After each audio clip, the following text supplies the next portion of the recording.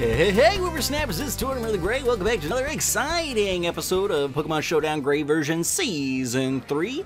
This week, we are picking up with our 8th and final gym, which was an OU Poison-type gym. We're starting off with Gym Trainer Flygon, and Flygon's got his Toxapex out, as I've got Taka out. In fact, you guys will recognize this team very well, because this is my exact same Trick Room team that we ran in the first week of OU. I started looking at the old Pokemon that I'd use, because I like to start building each week by looking at the old Pokemon I used that would still be kind of viable and useful in a given situation, even going back tiers, you know. And I was looking at the old Pokemon that I'd used in OU to start, and I was like, oh, that one would be good, and that one would be good, and that one. And I was like, you know what? I should just reuse this Trick Room team, because I was basically half building it anyway. I was taking a bunch of people, and then I wanted to use my Latios from, I think, last week, but in the end, I decided, no, that's not going to really mesh well. These other Pokemon that I want to use will be a lot more effective if we just continue doing the Trick Room thing.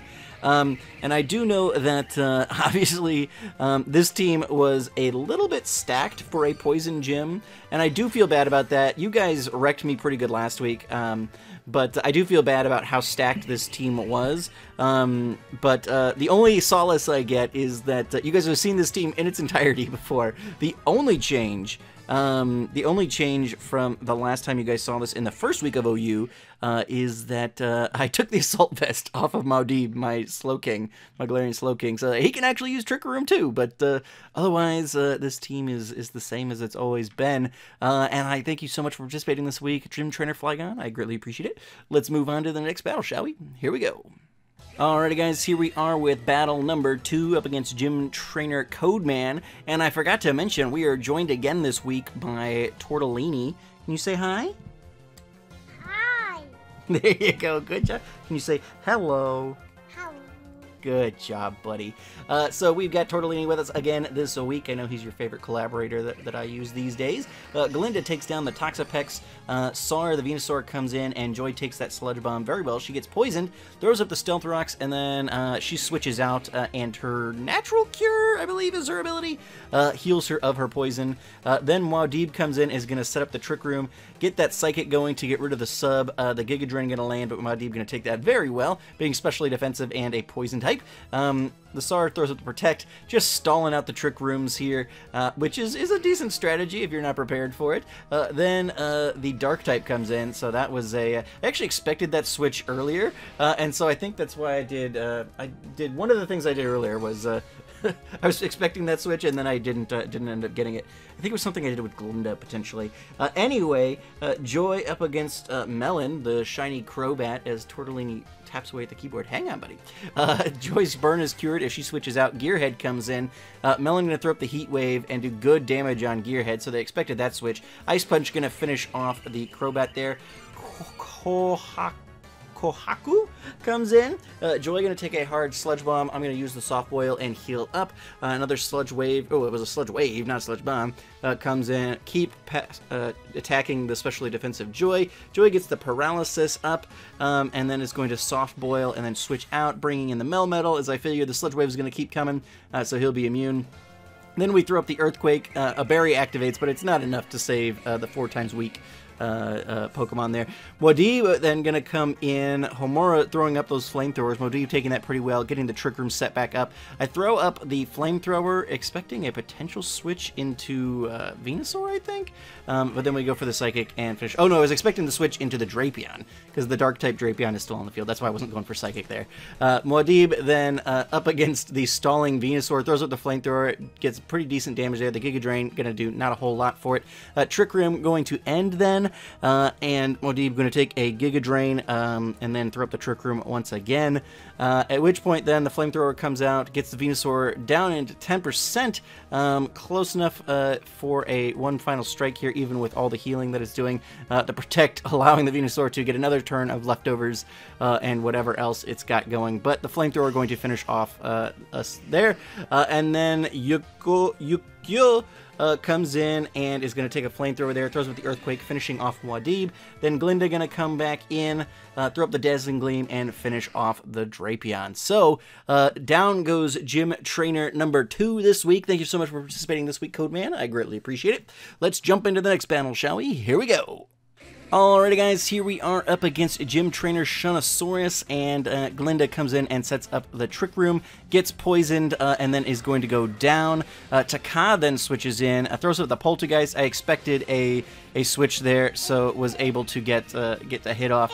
Then Code Snail comes, yeah, that's right, buddy. Then Code Snail comes in, gonna finish off Taka, which point Gearhead Melmeta comes in. I realized, I think that, oh, Trick Room's gonna end, so I went ahead and switched into Muad'Dib then. Then Batrachotoxin. You guys all named after weird poisons and stuff. Umbreon comes in, gonna start setting up the curses there. Joy throws up the Thunder Wave. It misses. Batrachotoxin continues to heal, finally landing the Thunder Wave. At which point then Joy is going to come out. Gearhead going to come in, and we're going to go for the double Iron Bash, just hoping that that the stab we can just get through, and it's got like a 30% flint chance, I want to say, which with the paralysis, yeah, with the paralysis helps us to get this Umbreon down without letting it just wish heal itself over and over again.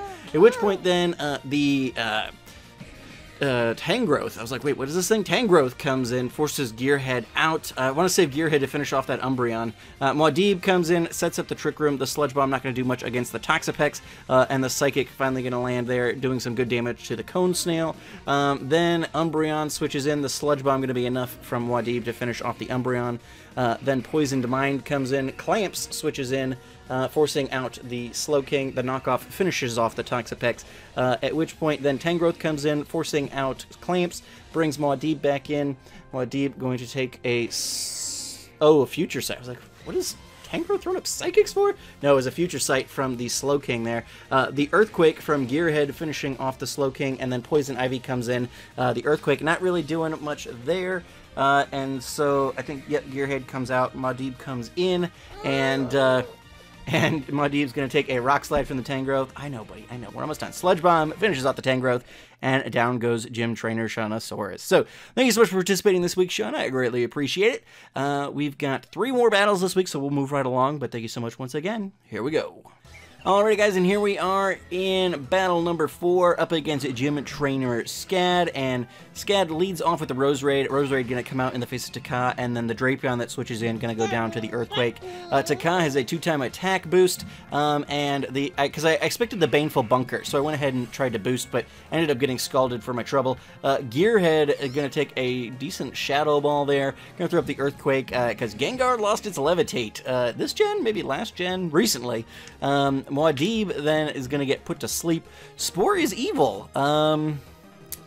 Yeah, I remember being Spore being very evil. Muad'Dib spends the majority of this battle asleep. Should have put Sleep Talk on him or something. I think he wakes up just long enough to get the Trick Room back up, throw up a Psychic, and then going to get Spored once again. So that's that. At which point then Glinda going to come in, get Giga Drained, and go down. Taka then going to throw up the Flare Blitz with the Fungus, or the Amoonguss? The Amoonguss, switching out. Dana then going to come in and throw up the Focus Splash, landing it on Joy. Doesn't do as much as you would think, although it's a special attack, and Joy is specially defensive, so I guess it does about as much as you would think. Clamps then going to come in, and then the Focus Blast going to actually land this time and take down Clamps. Don't get to see much of Clamps this week, at least thus far. I think that's like the 2nd time Clamps has switched in. You're okay, buddy, you're okay. Hang on. Gearhead going to throw up the Earthquake on the Amoonguss. Peachette going to take that pretty well. Muad'Dib, the Sleeping Muad'Dib then switches back in, hoping to catch it on a Spore or something. Foul Play, not doing a ton of damage to Muad'Dib. And the Giga Drain going to do even less. Just kind of hoping Muad'Dib's going to wake up here. We've got like 2 more Pokemon left on Scad's team, so I would really love it if my Pokemon, my only Trick Room setter remaining on the team, could just wake up. Muad'Dib! Muad'Dib! There we go. Trick Room is set up. and the Psychic lands, taking Amoonguss down to a decent range. But Muad'Dib falls back asleep, and we eventually just switch out, and I'm like, alright, this thing has to die. Muad'Dib is clearly not strong enough to do this. Then the Flare Blitz coming from the Rockhead Taka, gonna finish off the Amoonguss and the Roserade, and we take down Gym Trainer Cad. So, thank you so much, Gym Trainer Cad. I greatly appreciate your participation week after week. We've got 2 more battles to go, so we'll jump right into those, but thank you so much for participating. I greatly appreciate it. Alrighty guys, here we are up against Gym Trainer Espresso Cat, and Ecat leads off with Toxicorn, the Scolipede, setting up the stealth, or not the stealth rocks, the toxic spikes there. Switch Gearhead out, bring Muad'Dib in, gets rid of the spikes, forces the Crobat out. Hemlock, the Venusaur, comes in, takes a hard psychic from Muad'Dib. Hey buddy. Giga Drain going to do just about as little on Muad'Dib as it did for the Amoonguss in the last battle. Flamethrower gonna land, and this Venusaur is not as good as stalling as the previous one we saw.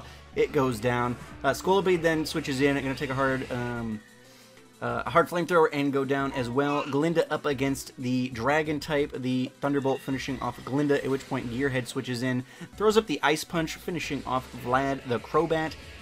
Went Ice Punch expecting, well, either this thing's gonna stay, the Dragon type's gonna stay in, or the Crobat's gonna come in, so that worked out for us. Then, hey, Clamps is back, gonna take a Liquidation and a Poison Jab there. The Knockoff gonna do good damage and get rid of the Excerpt Belt on the Toxapex there.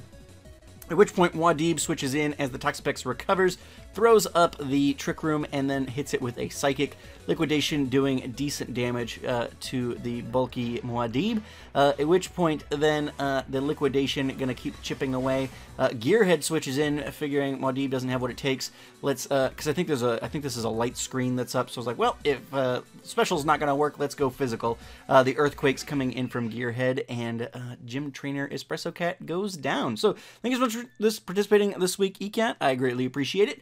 We've just got our gym leader left, so let's jump on over to that panel. But thank you to all of our gym trainers who participated this week. Alrighty guys, here we go.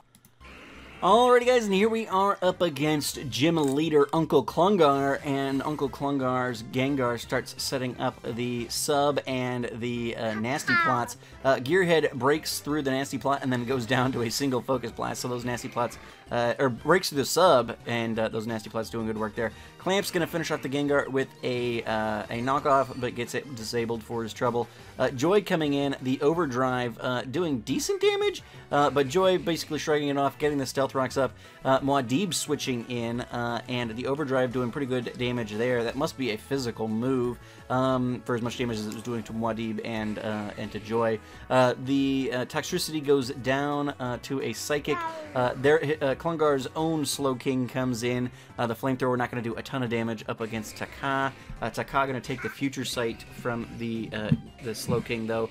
Switching out Toxapex up against Muad'Dib. The Scald not going to do a ton of damage, and the Trick Room going to come back up, followed by a Psychic. Knockoff from the Toxapex, finishing off Muad'Dib. Glinda then coming in, finishing off the Toxapex. Saren, the Shiny Nidoking, beautiful but dead. At which point then Cyanide, the Ultra Beast, comes in. The Psychic gonna land. The Sludge Wave gonna do really good damage. And the Knockoff gonna finish off Glinda. At which point then the Beast Boost goes into effect, and the Aqua Jet comes in and just finishes it off. So yeah, we didn't see a ton of Clamps this episode, I guess, but there when it counted. And so we claim victory in our 8th and final gym. Thank you so much for participating in this week and every week that you've been able to participate. To everybody who participated, and especially to yeah, hi. Say good job, Uncle Clonker. Say good job. No, no, he can't say it because Uncle Clonker lost. No. Yeah, is it funny? But thank you so much, Clonker, and to everybody who participated this week and every week. We have made it through the gym challenge, and now we are going to be heading towards the Elite Four. But first, we've got one more roll before we start taking on the Elite Four directly. So let's jump over to the spreadsheet and see what that is, because that's important, I guess. I got distracted. Hey, yeah, it's true. Alrighty, let's move on over.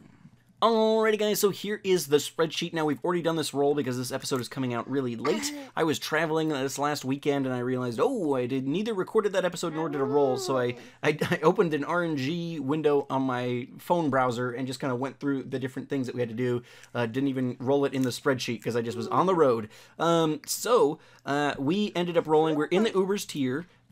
Just like with all the gyms, we've got 1 week before we get into the nitty-gritty. Now, I'm not going to have a different roll between each of the Elite Four, because once we enter the Elite Four, this kind of all just rolls. But I figured we'd at least have like some sort of Victory Road type encounter, whether we go against the evil team in the Victory Road, or battle our rival on the Victory Road, or just do a random route, which is what we ended up landing. So we had an Ubers route battle, which ended up being doubles, and we rolled desert for the type of route. So our Elite Four palace or whatever is in the middle of a giant desert. And so that's what we're doing. We're trucking across the desert this coming week, battling our fellow, I guess, Elite Four hopefuls, championship hopefuls, as we trek across the sands toward the Elite Four. So, yeah, get your teams put together if you have not done so already. I look forward to battling you guys out on the Victory Road. But yeah, as always, I've been Tortimer the Gray, and this has been Tortellini. Say bye. Bye. Say adios. Adios. Good job. He even had popcorn in his mouth when he said that adios. That was pretty good. But yeah, we've been the Grays, and you guys have been great. Make sure those likes come to... Yeah, hello. Make sure those likes come to... Yep. Hello. Make sure those likes come to subscriptions for me, guys, and we'll see you back here next time. Alrighty, guys. Have a good one.